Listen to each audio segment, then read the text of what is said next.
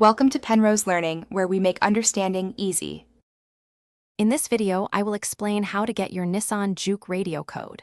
First, you need to find two important pieces of information: your radio's serial number and its device number. These are usually found on a sticker on the radio unit itself, which might require removing the radio or sometimes by holding down certain buttons on the radio display. Having these numbers ready will make the next steps much smoother. Once you have your serial and device numbers, there are a few ways to get the code. Many owners find the code written in their car's original owner's manual. If not, a Nissan dealership can provide it, often for free, if you bring your vehicle's registration and proof of ownership. Alternatively, several online services can generate the code for you, which can be a quick and easy option.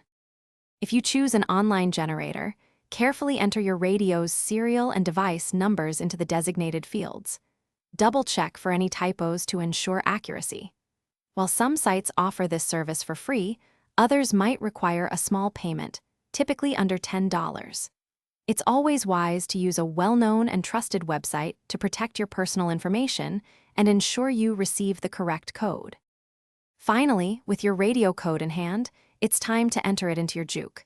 Turn your car's ignition to the on position and then power on the radio.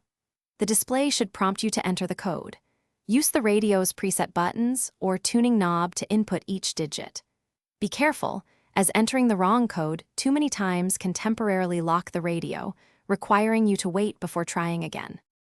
Thanks for watching. If this was helpful, leave a like and consider subscribing. See you next time.